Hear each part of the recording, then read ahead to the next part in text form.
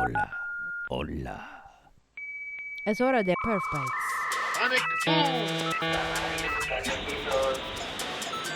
¿Qué carajos es Perf Bites? ¡Te vale 50 pesos! ¡Te vale 50 pesos! ¿Me da 20 pesos con todo?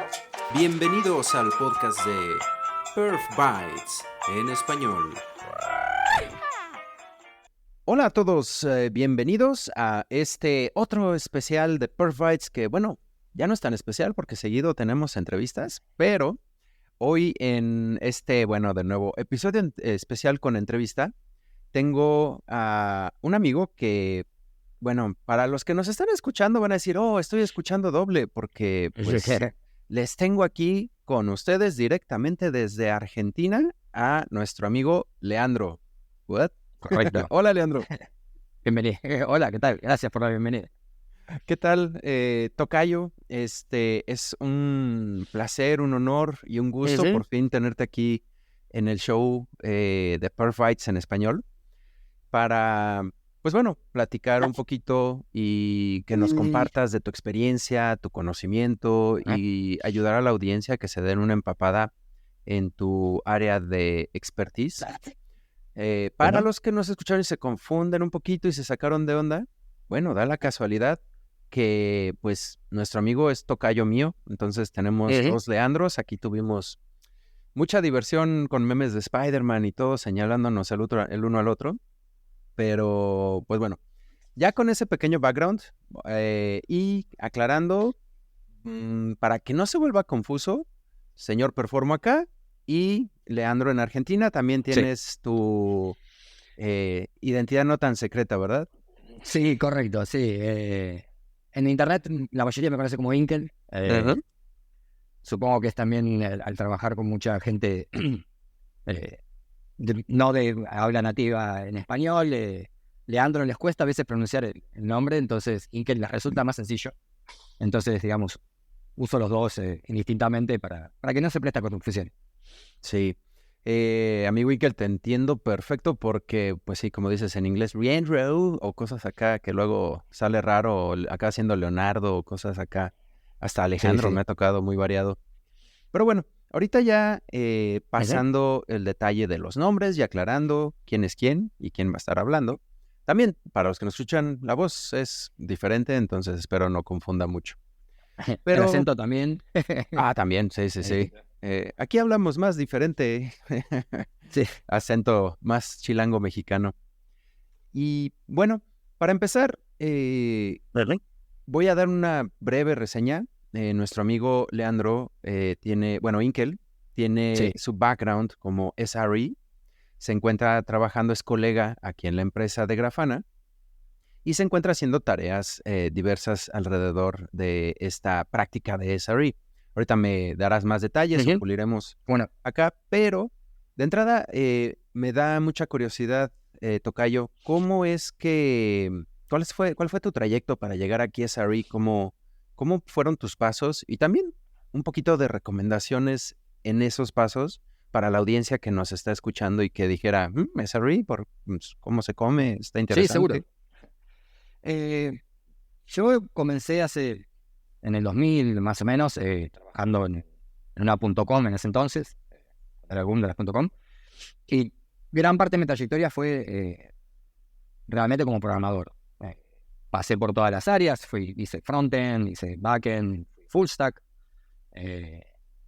y luego me empecé a dedicar más a lo que fue la parte de backend, casi exclusivamente con eso. Y a medida que fui creciendo con más experiencia y demás, o sea, y desarrollando más aplicaciones,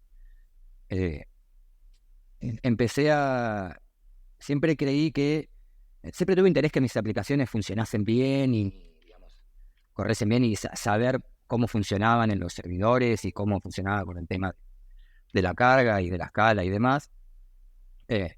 Pero anteriormente a estar en Grafana, trabajaba siempre en agencias de consultancy, consultoras.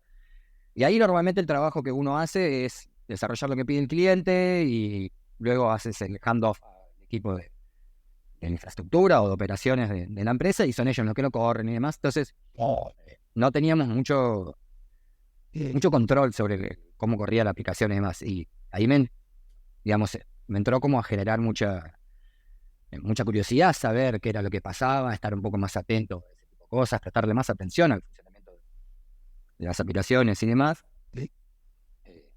Y luego, por suerte, tuvimos en un proyecto, como es que fue compartido con el cliente en todo aspecto, como yo tenía interés en esto, y éramos 2 programadores solamente trabajando, yo, digamos, me hice cargo de la parte de todo lo que era la infraestructura, crear las máquinas virtuales, hacer los deployments, provisioning de las cosas, y entrar ahí y ver cómo funcionaban las aplicaciones. Y ahí entré a tomar un gusto a lo que sería el área de operaciones, este famoso DevOps, la parte de Ops, yo ya la venía haciendo,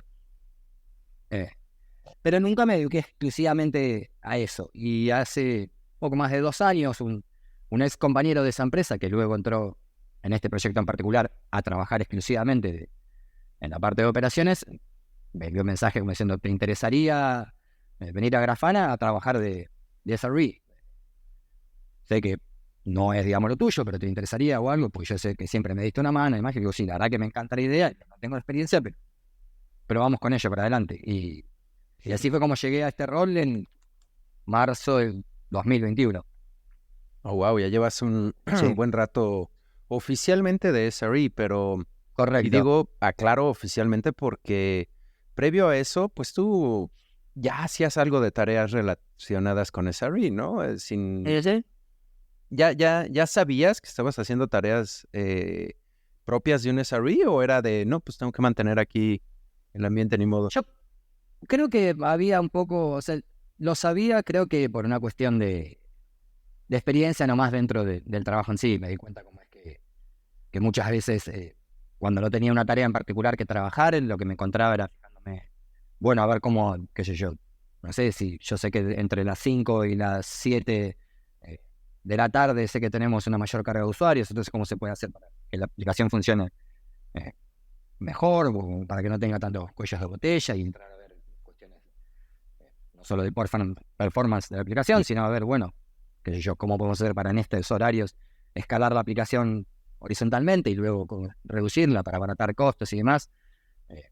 Y creo que están muy integradas las dos prácticas hoy día. Creo que tal vez al principio, cuando comencé mi carrera en el 2000, era más que estaba bien que los equipos estuviesen separados, porque estábamos hablando principalmente, eran equipos físicos en los cuales se hacían los deployments, había gente que estaba ahí todo el tiempo y era como, uno como programador no tenía contacto con esas cosas, pero a poco, con todo lo que evolucionó, con la introducción de AWS, creo que fue el gran cambio en el cual a partir de ahí, hoy día lo que se definiría como un senior programmer, yo creo como es que tiene que conocer del funcionamiento de su aplicación, claro, de la del nube, ambiente de en el cómo que está. corre, la nube, claro. Oye, y en esos tiempos, previo a oficialmente ser SRE, ¿qué clase de métricas, ya mencionabas, ¿no? Ahorita cantidad de usuarios o predicción, pura curiosidad, ¿qué herramientas usabas o cómo te las arreglabas para obtener ese tipo de métricas? Porque no es algo tan out of the box, ¿no? Que ya lo tengas listo No. para empezar a jugar, ¿no? ¿Cómo le hacías? Buena pregunta. Recuerdo mis 2 últimos proyectos en esta consultora, los 2 últimos grandes proyectos. En uno, el primero era una aplicación Ruby, no sobre Rails, sino que era Ruby muy mínima. De hecho, no éramos muy fanáticos de Rails, que digamos. Y todo lo que es la parte de métricas y más fue una tarea de investigación que hicimos, y finalmente lo que hicimos fue terminar utilizando Prometheus para las métricas. Entonces, con el cliente de Ruby y demás usábamos eso para las métricas, y usábamos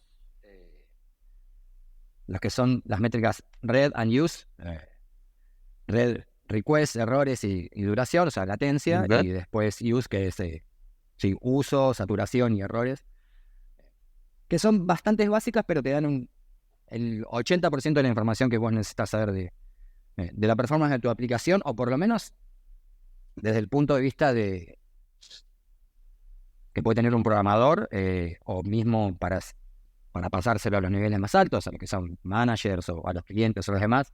Son las métricas que más les interesan, que son las que más hacen el negocio, tal vez más visibles. eran las que utilizábamos, digamos. La cantidad de usuarios de requests que teníamos en ese momento, cuántos fallaban, cuántos no, y la latencia, digamos, de cada uno de los distintos tipos de requests. Y ahorita mencionabas estas métricas Read and Use que, la verdad, ahorita que las mencionaste, me quedé con un poco de duda, pues no las he escuchado tan frecuentemente, irónicamente en el entorno de performance testing y pruebas de carga, automatización. Me sonó a que para ti es lingo habitual, ¿no? Del día a día. Sí, creo que sí, si buscas, por ejemplo, cualquier, tanto en el libro de Google que tiene el Site Reliability Book, como en otros aparecen nombradas. En el libro de Google ellos hablan de 4 señales de oro, que no las recuerdo bien ahora, pero están estas 3. Errores están, latencia está, el número de requests está.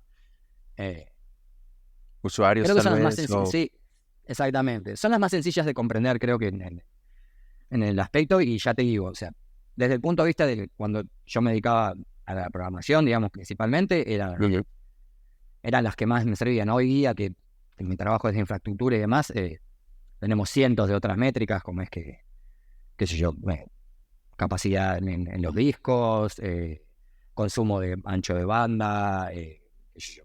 Hasta dinero cientos de consumido miles. en tu instancia de Exactamente. nube, casi, ¿no? O sea, hay una cantidad de métricas que podemos volvernos locos, pero es Sí. muy interesante. Cuando estabas tú del lado de desarrollador que estabas programando y mencionas que ya tomabas en cuenta algunos de estos elementos, ¿era común? Porque, tristemente, en muchos de los proyectos que me ha tocado participar, como yo propiamente fui pecador en este sentido y me tocó después sufrirlo como performance tester, que pues el programador ni siquiera toma en cuenta eso, ¿no? Es así de, en el esquema tradicional de Waterfall, que ya aventabas tu código y ya no me importa, por ahí quedó. ¿Tú ya tenías esto en perspectiva? ¿Cómo fue que te fuiste, digamos, educando a meter ese tipo de consideraciones? Creo que tiene que ver también con el estilo de empresa en el cual te encontrás trabajando, o el estilo de proyecto también. Vos mencionás Waterfall, por ejemplo. Cuando estás en un entorno así, en general uno se preocupa por hacer su trabajo de 9 a 5, me piden esto, hice esto, y después que se arregle quien sea. Y luego lo que termina pasando es que muchas veces nada, te vuelven los reportes de errores de, no sé, tal endpoint es muy lento, o qué sé yo, cuando Casi tenemos los más- warnings y compilaciones y cosas así, ¿no?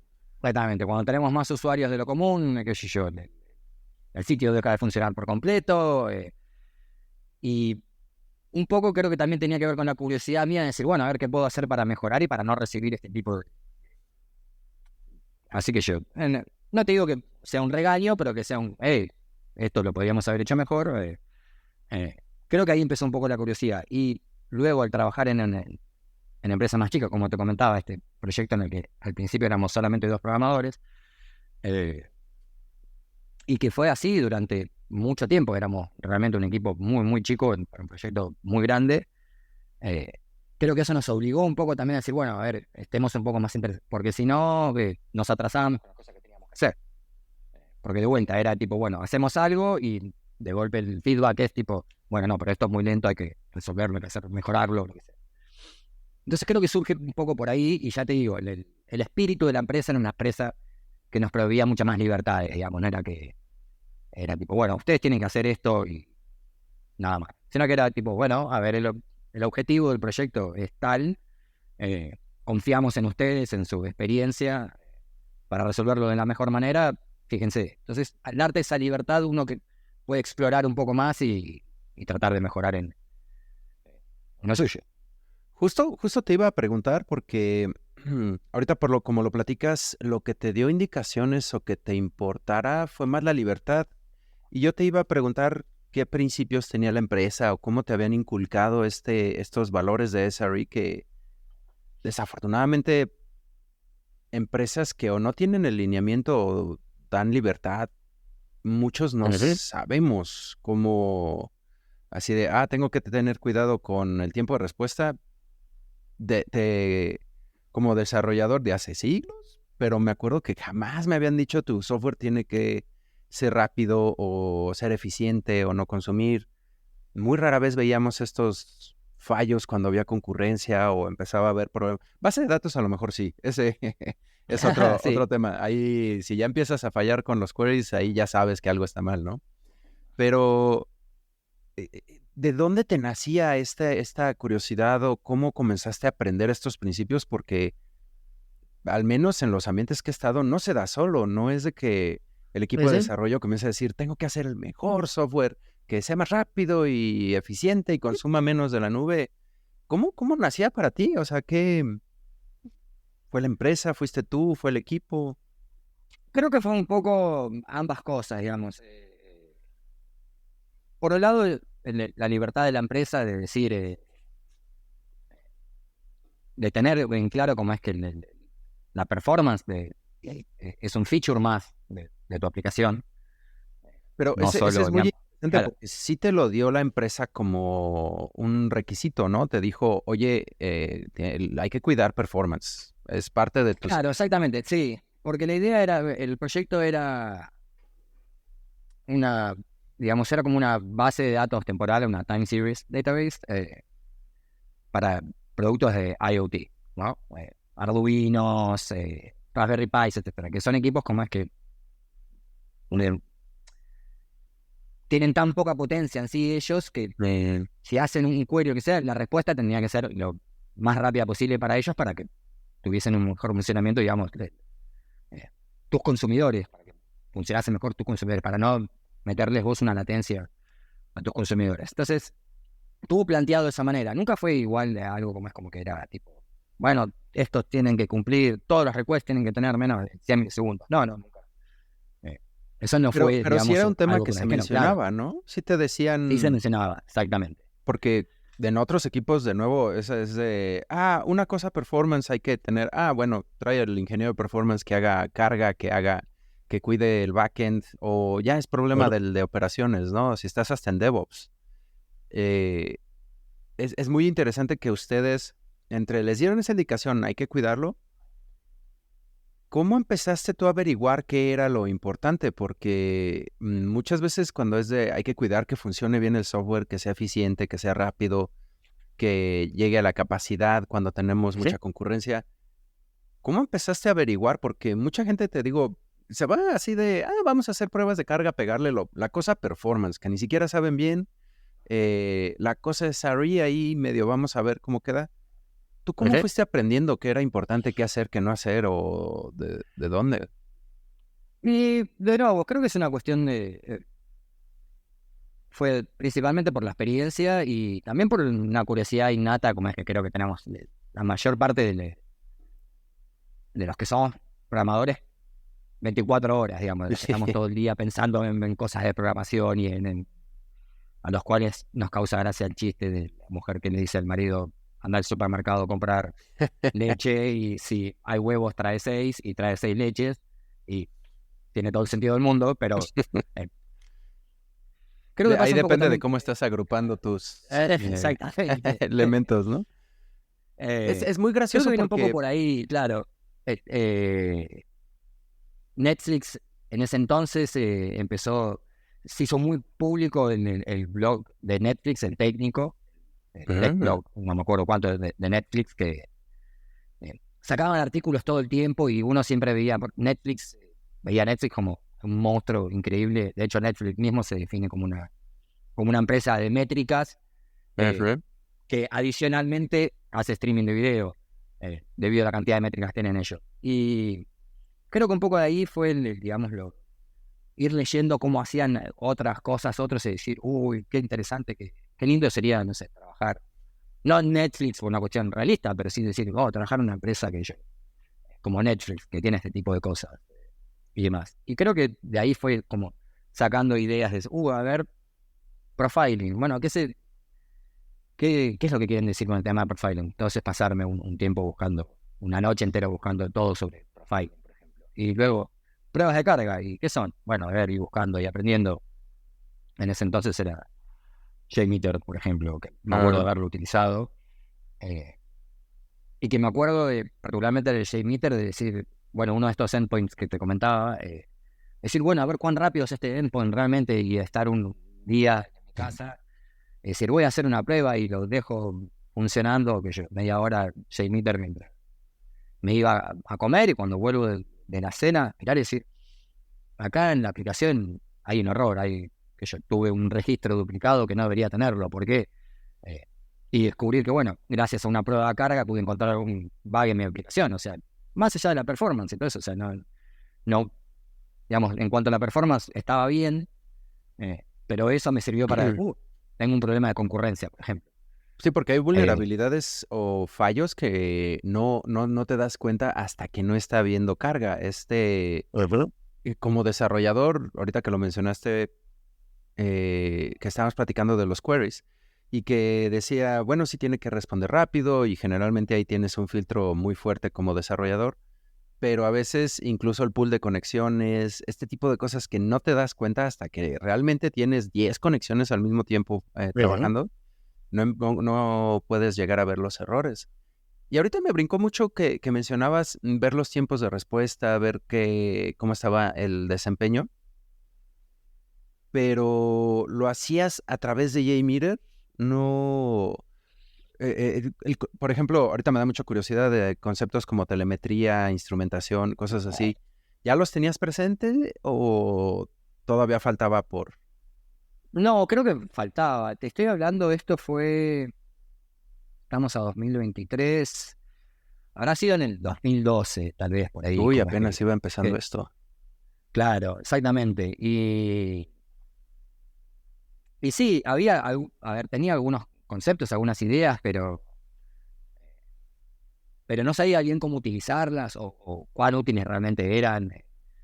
Mismo no sabía cómo tratar de vendérselas digamos, al proyecto. Tanto al proyecto, a mis empleadores o al cliente y demás. O sea, y sí recuerdo que, por ejemplo, esta idea de utilizar JMeter fue para decir, bueno, a ver, vamos a instrumentar un poco algunas métricas para saber cómo son los tiempos de respuesta y encontrar, bueno, ya te digo, encontrar este bug y encontrar que la solución implicaba una pérdida de performance, porque necesitábamos tener una suerte de semáforo distribuido para hacer locking ahí, para no tener registros duplicados, pero me acuerdo, bueno, haberme pasado, encontré este error, que te diga, un martes a la noche, y recién presenté un pull request arreglándolo el jueves por la tarde, y pasarme todo el miércoles hablando con mi compañero y haciendo instrumentando y corriendo de nuevos métricas y demás para tener datos para presentar y decirle, bueno, mire, ahora tenemos métricas, entonces tenemos esta información. Y con esta información descubrimos que tenemos este bug. Y la solución a este bug nos remite a este otro cambio. Entonces, había que hablar con ellos y decir, bueno, a ver, ¿qué es lo que queremos? Si queremos realmente tener la aplicación más rápida del planeta, pero que puede contener errores, o una aplicación un poco más lenta, pero que funcione de manera correcta. Eso está interesante porque ya estabas a lo mejor innatamente jugando con tu presupuesto de errores, ¿no? Ya estabas comenzando a asignar temas. ¿Ya sabías que se le llamaba presupuesto de errores? ¿Ya sabías como que toda la...? No, de hecho el concepto de presupuestos de errores tardé mucho incluso en entenderlo. Como que para mí estaba claro decir, bueno, a ver, qué sé yo, si tenemos, no sé, si el 5% de tus requests fallan, bueno, evidentemente hay un problema o algo por el estilo, se debe arreglar y punto. Pero nunca lo había asociado tanto al lado del negocio como decir, bueno, a ver, tenemos un cierto presupuesto de errores. Está bien que tu aplicación falle porque es lo lógico y esperable. Pero puede fallar esto, no más. Todo eso vino después, creo que ya vino bastante más adelante. Ya. Cuando me metí un poco más en lo que era la parte del negocio también, no solamente la parte técnica de desarrollo de una aplicación. Y ahora, haciendo pausa en eso, yo quisiera conocer de tu experiencia, porque lo que estás platicándome viene mucho de tu, ¿cómo decirlo? Me doy cuenta que eres muy autodidacta y que tienes mucha iniciativa. Y también supiste encontrar, ahorita que referenciabas toda la publicación de Netflix, que yo ni por acá me había enterado. O sea, sí sabía, ¿no? Que ya sacaban información del Chaos Monkey, que andaban haciendo aquí, que andaban haciendo allá. Pero, ¿qué recomendación le darías a la gente que quiere como que empaparse un poco basado en tu experiencia? ¿Dónde encontraste? O qué mentalidad, ¿no? Hay dos charlas a las que vuelvo al menos una vez por año que son bastante anticuadas, muy anticuadas, pero son muy interesantes, que luego te voy a pasar el link para las notas, pero Por hay favor, una, sí. hay una que es la de Flickr, cuando introducen el concepto de DevOps. De hecho, es como la charla fundacional de todo el movimiento DevOps en adelante, y creo que es la charla como es que más cambios hizo. Y la charla en sí, en ningún momento menciona DevOps, por ejemplo, y la charla en sí se llama, creo que, 10 deployments por día. Y estamos hablando de una charla que debe tener 15 años, no más. Pero 10 deployments por día, y era como, wow, ¿cómo un sitio tan gigantesco puede hacer tantos deployments diarios? Y hablan ahí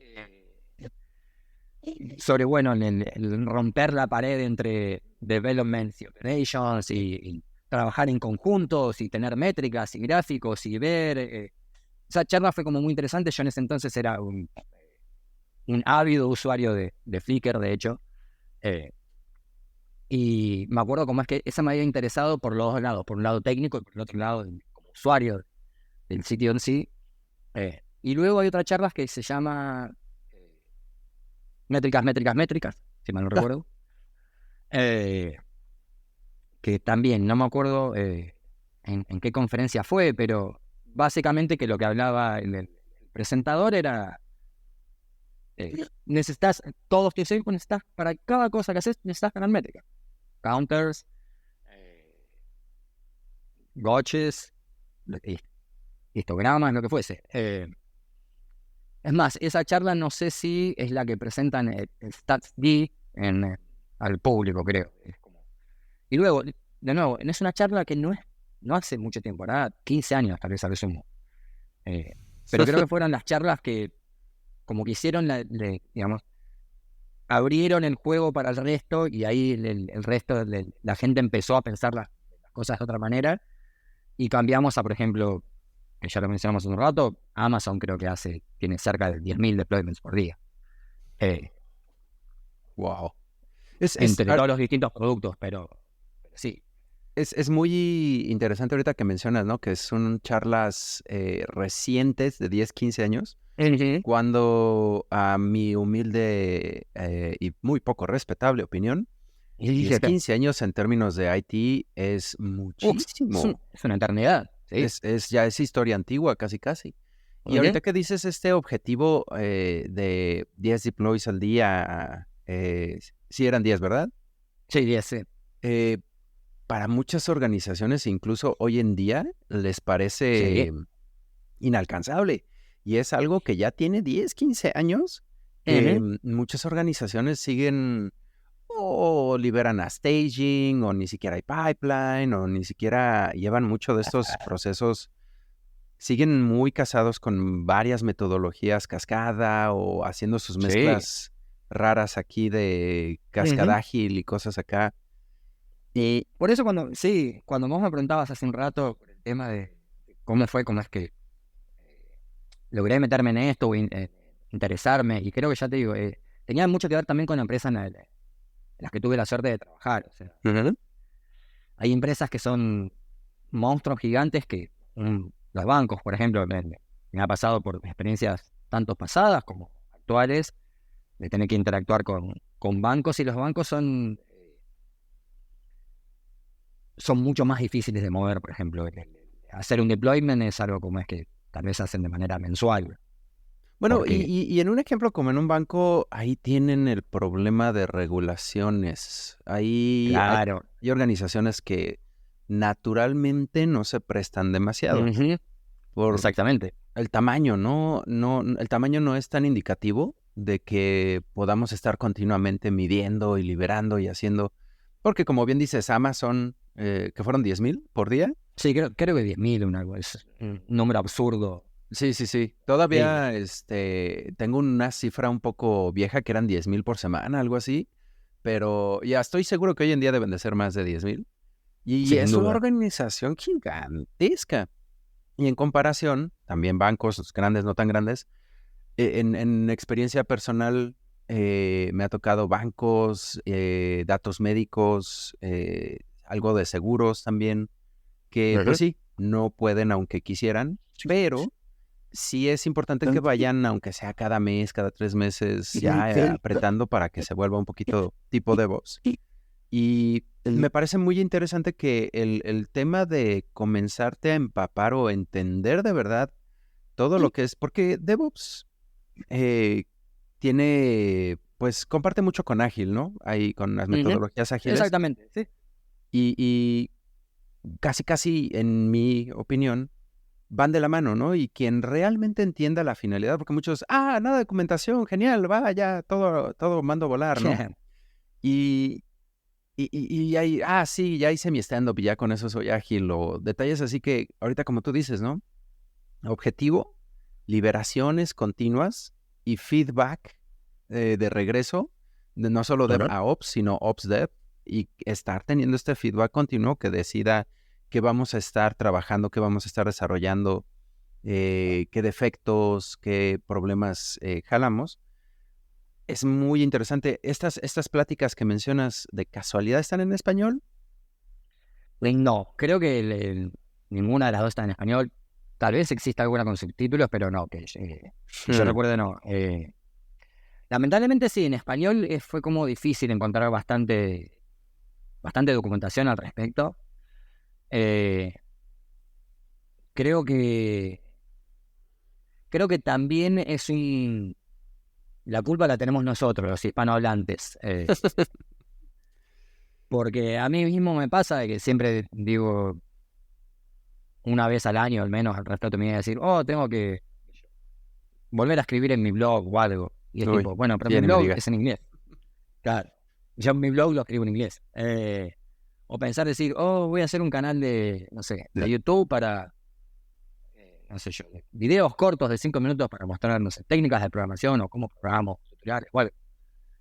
Y decir, bueno, pero lo hago en inglés porque, nada, aumenta mi currículum al exterior, o me hace más conocido. No, Eh, y la razón por la que tú lo estás escribiendo es para que más gente lo alcance, ¿no? Y pese sí, a pero a su que, vez es enorme el mercado de hispanohablantes que están dentro ¿cómo es?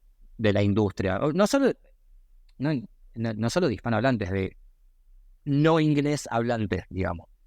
sí, Eh, porque ahorita que lo decías me quedé pensando, ¿no? Creo que el lenguaje más hablado es chino todavía, ¿no? A nivel población ¿Entendido? mundial. Tal vez seguido por indio y después está el inglés. Ese sí, sí o sí tenemos inglés por todos lados. Ujú. Y el que no es su lengua nativa, yo creo que también la gran mayoría lo entiende y es un medio de transporte de información y conocimiento, pues un poco más eficiente por ello. Creo que Sí, el sí. español estamos como en cuarto, quinto lugar, tampoco está tan mal, pero, y ahorita que lo decía, sí es interesante que yo también batallo, ¿no? Tengo el blog y señor performo en inglés y en español, y ahí cuánto voy a poner en inglés, cuál en español, y es difícil, ¿no? Creo que a lo que ibas, ¿no? De la gente, nuestros compatriotas o hispanohablantes, amigos que pues no se les da. Este es el punto de Perfect, poder hacer Ajá. accesible este conocimiento que no está tan abundante para los que se les atora el inglés o algún otro que otro idioma, ¿no? Y ahorita me daba la idea, a lo mejor pudiéramos pedir permiso o intentar. ¿Llegó allá a Argentina, Bob Ross? ¿Lo ubicas, el pintor? No, no, solo por los memes, pero no, Ok. Acá yo en recuerdo México no. nos llegó muchísimo y era una traducción un poco muy mal hecha, porque se movían los labios y sí, sí, aquí vamos a pintar un árbol feliz. Está muy alegre. Pongamos otro árbol alegre. Ahorita se me estaba ocurriendo tratar de hacer o bajar este contenido de esas charlas que mencionas y habilitarlo para el resto de pues nuestros hermanos de Latinoamérica, Ujú. España, México, que a lo mejor se les atora el idioma, porque sí, como dices, es muy importante para encontrar estas fuentes, esta información, el que se le atore el idioma, ay, sí va a batallar un poco, ¿no? O bastante. Sí, sí, es difícil. Yo, de hecho, todos los jóvenes que conozco hoy día, siempre les digo, tipo, nada, de acá pensá tu futuro, estudiá lo que vos quieras y dedicate a lo que vos quieras, pero sabés lo mínimo indispensable de programación, porque lo vas a precisar para tu trabajo, y tenés que hablar inglés. Como que son las dos cosas con las cuales tenés que llegar a terminar la secundaria o el liceo antes de entrar a la universidad, son dos cosas que tenés que hacer. Después, las uses o no las uses, pero te van a abrir puertas, digamos. Es interesante, casi la carrera, experiencia, edad o lo que estén haciendo, los dos lenguajes más importantes, yo creo que de su vida, inglés y lenguaje de programación. Cualquier cosa de desarrollo que vayan entendiendo, porque les va a abrir muchísimo la mente. Yo Exactamente, diría, sí. hoy en día todas las carreras tienen que ver con lenguajes de programación, o sea, ya todo es IT, ¿no? Ya todos estamos Sí, ya. mucho o menos involucrados. Y yo diría que como recomendación fue de hace unos 5 o 10 años que se metan en lenguajes de programación o aprendan un poco de desarrollo. Hoy en día creo que es comenzar a aprender modelos de inteligencia artificial o no programarlos, Sí, tal vez. pero interactuar con ellos, ¿no? Exactamente, sí, interactuar con ellos. De hecho, yo hace no mucho, mi hijo tiene 7 años y está en la escuela primaria y tenían que hacer tienen un taller y tenían una pregunta sobre todos los chicos escriben preguntas y sacan de un papel y luego la discuten en clase, un aula de chicos de 7 años, y era una pregunta, digamos, un tema sobre el líquido amniótico. Y tanto mi señora como yo no se nos ocurría cómo explicarlo para un niño de 7 años y le preguntamos a ChatGPT que nos dé una respuesta.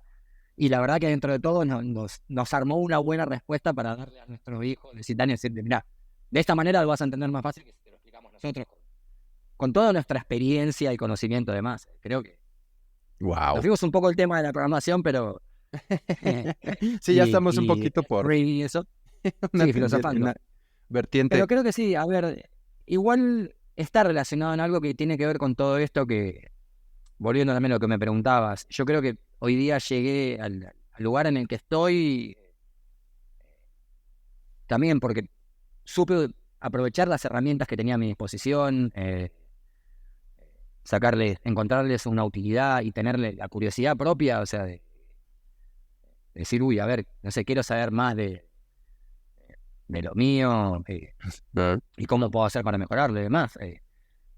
Tampoco digo que esté mal, claro, hay gente como es para las cuales, no sé, por ejemplo, el trabajo de programación es un trabajo de 9 a 5 y me sirve para pagar mis boletas, luz, todo eso, vivir, perfecto, y luego no me interesa y está perfecto. Es una gran decisión. Me parece como que, por eso no pongo el uno sobre el otro. En mi caso en particular fue eso, fue la curiosidad que siempre tuve por, nada, querer conocer más. Y eso. Y ahora sí, regresando un poco al tema de SRE, ya ahorita tocamos mucho las intersecciones que tiene con pruebas de performance, todo lo que a mí, la verdad, muchas veces la línea entre SRE e ingeniero de performance me parece súper diluida. Claro, hay algunas tareas específicas del SRE, pero que hay intersección impresionantemente. Y desde tu perspectiva, ¿qué tareas crees que son las que tenemos en común los ingenieros de performance y los SRE?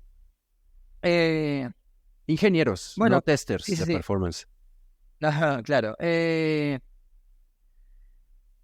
Bueno, es medio cliché, pero conocer la performance en sí de tu sistema como un entero, no solo digamos, una parte en particular, creo que es el gran punto de intersección. Nosotros como en mi trabajo de SRE, por ejemplo, la performance la evaluamos en muchos aspectos, no solamente en una cuestión de velocidad en sí, sino vos hace un rato mencionabas, por ejemplo, el costo de correr Grafana Cloud, por ejemplo. Eso es una métrica de performance, porque saber tener, no sé, las métricas y poder visualizarlas, de decir, bueno, a ver, qué sé yo, tenemos tantos servicios corriendo y consumimos tanto dinero, ¿cómo podemos hacer para reducir el coste de dinero que tenemos sin perder la cantidad de servicios que tenemos o para tener más servicios a la misma vez que reducir el costo que tenemos? Entonces ahí tenemos nuestras pruebas de performance, no tal vez de ejecutar un script de K6 y verlas, sino pero sí de tener métricas durante mucho tiempo e ir investigando otras cosas, ir analizando y decir, bueno, vamos a hacer una prueba y utilizar, no sé, ahora antes estábamos utilizando CPUs AMD, ahora vamos a probar con ARM, a ver si el costo o la performance, qué sé yo, es mejor o no, y darnos cuenta que, bueno, ARM nos cuesta menos y es un poco más rápido. Creo que ahí están los puntos de interesante intersección. que ¿cómo explicar esto? Muchas veces me han preguntado en proyectos, oye, ¿qué métricas son relevantes para las pruebas de performance o qué nos vas a reportar? Y claro, tenemos, yo le digo, los 4 jinetes del apocalipsis, que pues sí, es CPU, memoria, disco y red, que es lo que puede ser afectado y qué tanto está siendo afectado en el momento que hay una actividad. Pero muchas veces hay tantas métricas que tienen que ver con el mundo, porque por eso decía no solo testing de performance, sino ingeniería de performance, que tienes que entender el negocio, tienes que entender cuántos usuarios hay, cuántos clics van a estar dando, si, ahorita como decía, si va a estar consumiendo tanto de tus créditos de nube, cuánto te va a costar. Nos ha tocado, hace muchos años que subieron su ambiente a la nube y lo que cobraban por proveer el servicio a través de ese software que estaba esta empresa proveyendo, y decían, nos cuesta tanto la nube y estamos ganando tanto del servicio. Creo que no nos está dando. Todo porque no tenían bien afinado el software, consumía muchos ciclos de procesador y cosas que a veces no nos damos cuenta que son tan similares, ¿no? Y, por ejemplo, en términos ya entrando bien a SRE, ¿qué aprendizaje o qué cosas estás aplicando hoy en día que le dirías a la gente que nos está escuchando? Aprendan, hay que entender este término, esto es importante por esto, eso, aquello. ¿Qué cosas? O sea, ¿a qué hay que poner atención? Sí, y creo que no solo como SRE, sino como también desde el punto de vista de mi pasado como Parte de un programador. proyecto de software, ¿no? Claro. Parte del equipo. Por un lado, creo que no importa la métrica de performance, siempre tiene que estar alineada con el negocio. Uh-huh.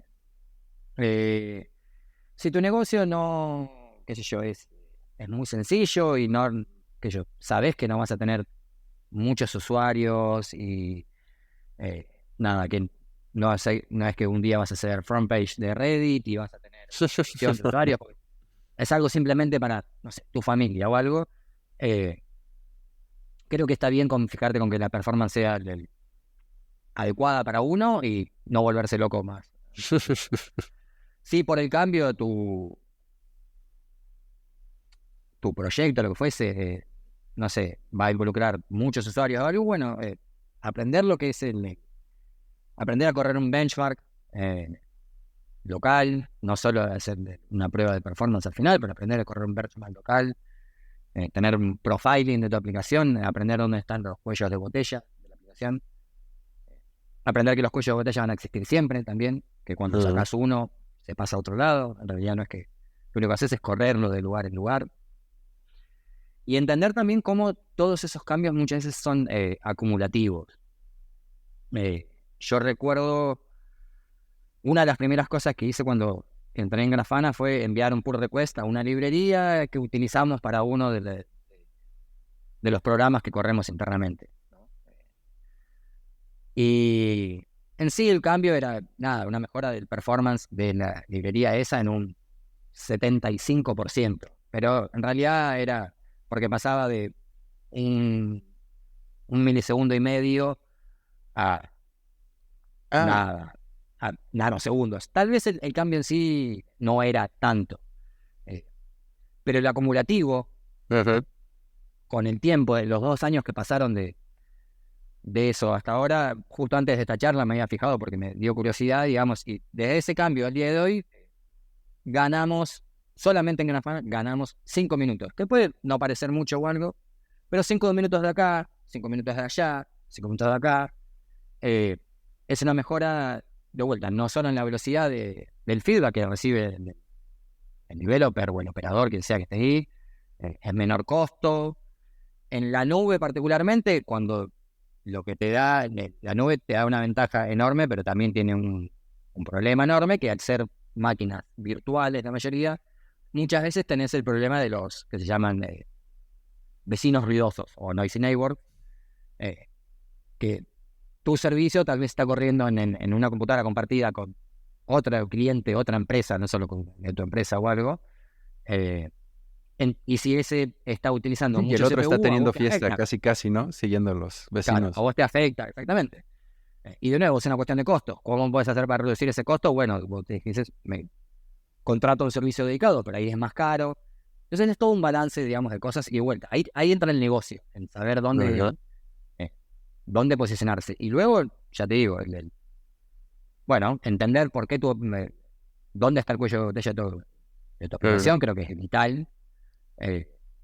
Saber cómo buscarlo y luego también saber cómo colaborar con gente como es que también pueda hacerlo. Yo hoy día, si es una aplicación de vuelta como la hacía antes o algo por el estilo, al momento de las pruebas de performance, por supuesto voy a querer aprender a saberlo yo y demás, pero en vez de mandarme directamente y decir, bueno, voy a dedicar 3 días a aprender esta tecnología o algo, abro un Slack y te digo, Leandro, necesito hacer esto, hagamos un una script de sesión de K6, pairing. échatelo rápido. Claro, hagamos una sesión de pairing y mientras veo cómo vos trabajás y me enseñás, que de vuelta es performance propio, si querés, o sea, porque también, pero de vuelta, es parte del entorno en el que estás trabajando. Fíjate que ahorita acabas de dar una recomendación que me gustó mucho. Si uno sabe quién es el experto en la organización o en el grupo y tienes porque no todas las empresas dan esta libertad de que vayas a molestar al cuate, no sé, hay unos que casi es intocable el experto en algo, el cuate de operaciones o quien sea. Y esa recomendación que acabas de decir, ayúdame con esto, pero déjame verte. Y mientras voy medio aprendiendo qué está pasando, qué está haciendo. Ahorita eso me acaba de... Brinqué casi de la emoción porque es muy bueno y estás teniendo un mentor que el mentor a lo mejor no se está dando cuenta mucho que lo estás pues abusando, aprovechando, no sé cómo decirlo. Y ahí para la gente que, no, es que cómo voy a aprender, todo está en inglés o total, acércate a alguien, pídele ayuda y ve lo que está haciendo. Esa me acaba de encantar esa recomendación. Creo que Sí, para adelante. sí, trabajar con otros es excelente, ver cómo otros solucionan incluso el mismo problema que uno puede llegar a tener, es como...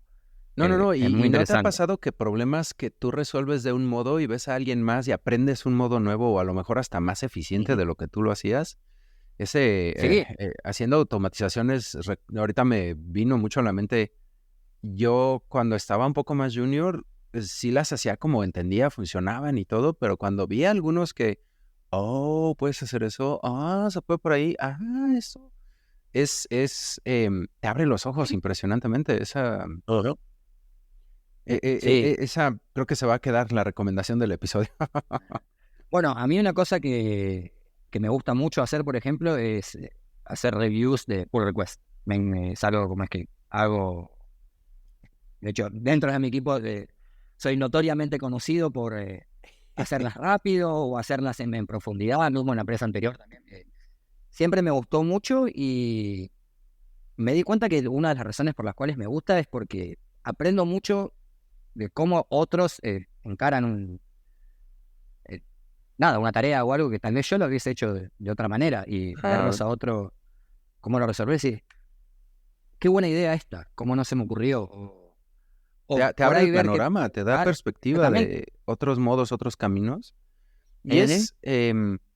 por ejemplo, ahorita que ya mencionaste, ¿no? Esta importancia de SRE, importancia de acercarse a la gente que tiene el conocimiento, o a lo mejor hasta los que no, estos sesiones casi code sharing que estamos juntos tratando de resolver un problema, a algún otro se le va a ocurrir, vamos a traer algo, esa colaboración creo que es muy bueno.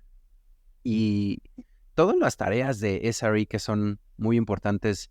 Y ahorita me daba duda, ya para empezar un poquito el ramp down, que ya llevamos un buen rato aquí Ujú. platicando, em, hay varios conceptos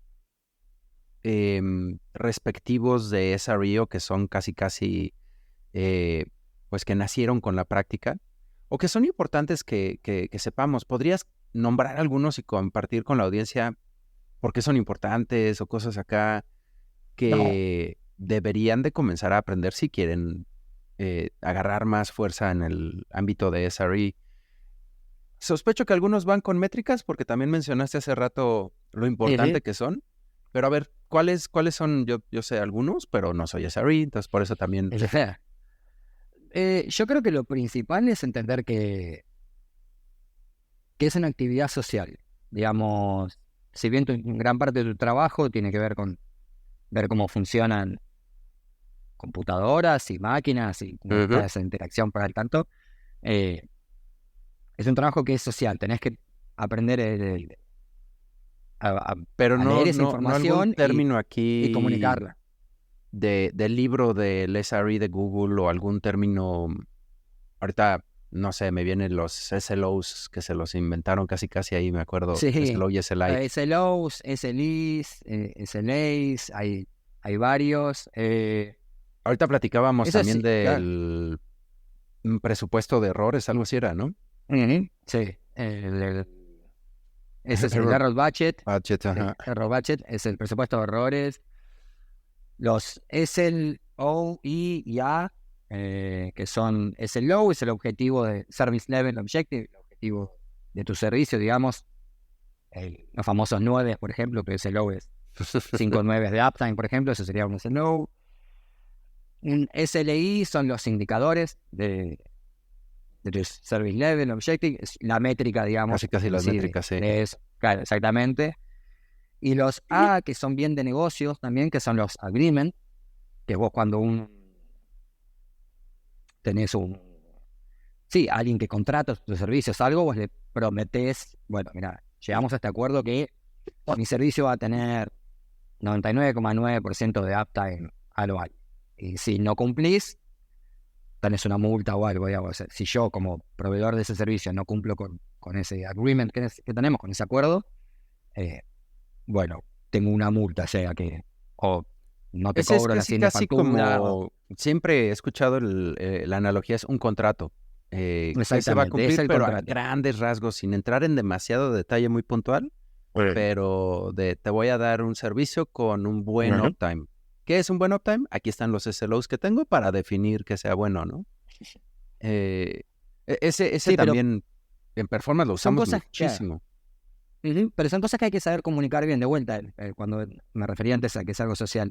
No me acuerdo si es mismo en el Google, en el libro de Google, que hay un ejemplo de que ellos tenían un servicio interno que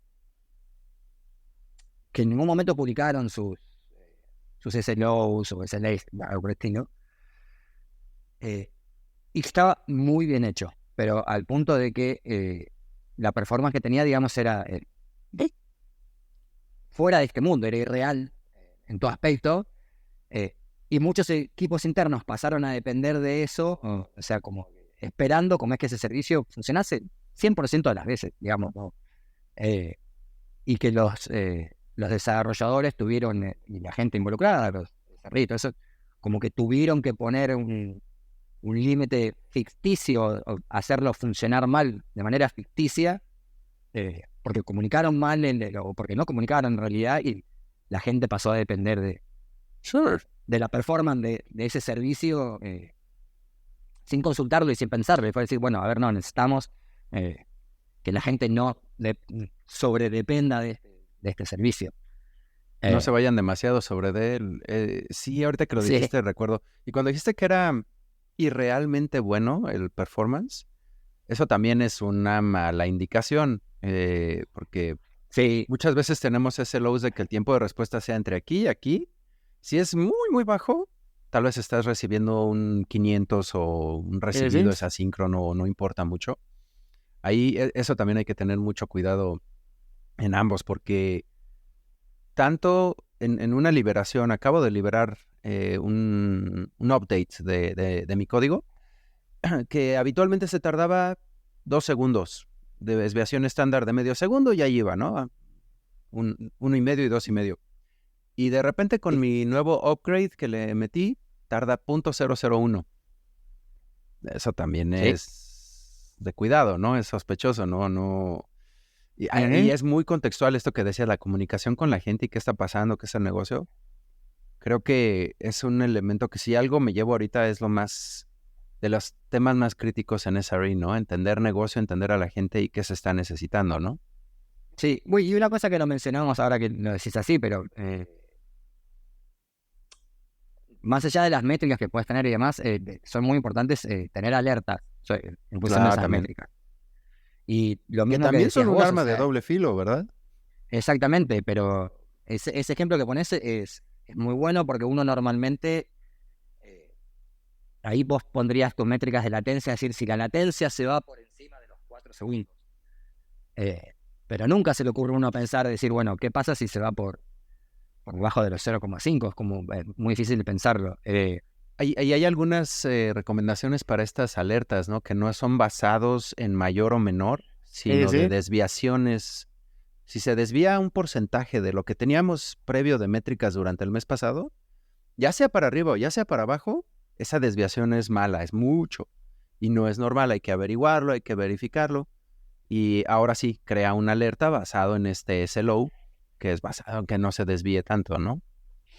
Sí, exactamente. Hay muchos, si buscas, hay muchos, no sé si te diría papers académicos, pero sí hay mucha bibliografía respecto del tema de las alertas y demás, cómo hacer para identificarlas. Hay mucha matemática de por medio que no es necesario entenderla en realidad, a menos que uno quiera entender el por qué funciona de esa manera, pero hay mucha matemática en el medio que te permite identificar este tipo de métricas, los outliers, por ejemplo, los percentiles y todas esas cosas como que están dando vueltas.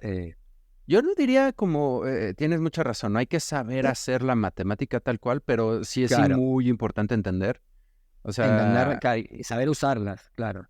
¿qué es un cálculo de desviación estándar? No quiero que me saquen la fórmula ni nada, pero que sepan qué quiere decir que de una métrica que habitualmente da 10 tiene una desviación de 1 segundo. De 10 segundos tiene desviación de 1 segundo. Ok, quiere decir que aprox va de 9 a 11, ¿no? Ahí está variando nuestra variación.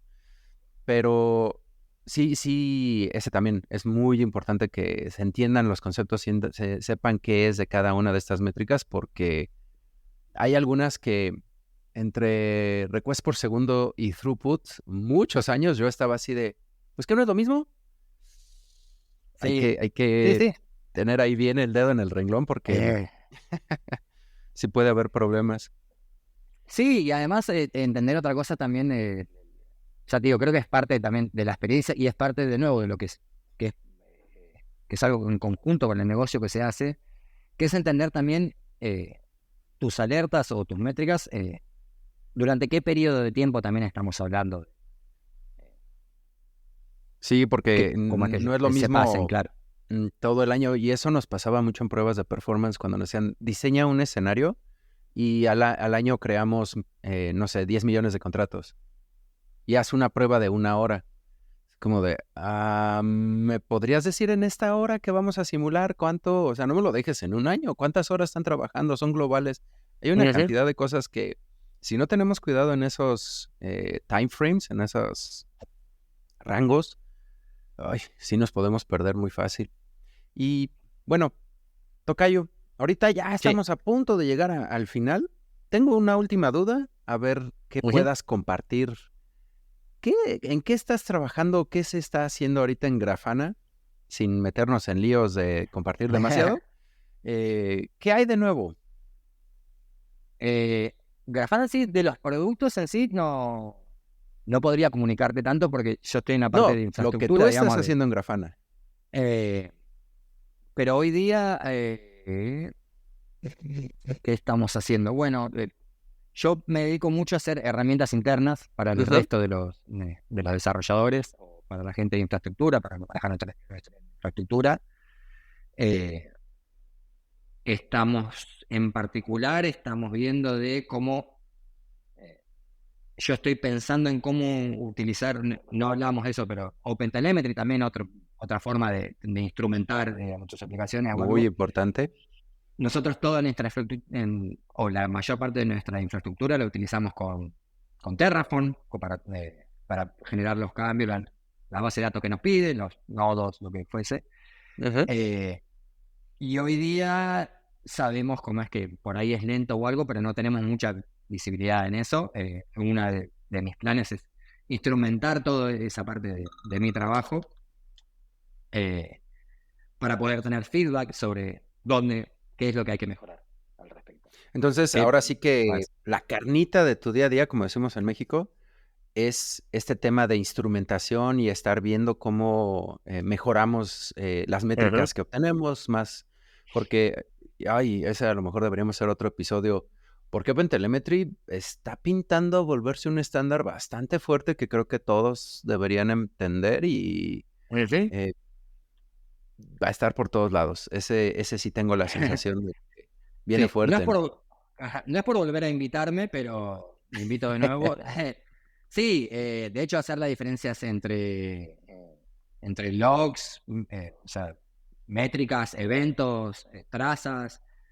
Ahí también es todo un mundo que cuando empecé con esto de SRE era tipo, como decías vos al principio, pero como no eran lo mismo los logs que los eventos y las métricas, y hay todo un trasfondo por detrás en saber cuándo utilizar cuál y cuál no, que claro que es muy interesante.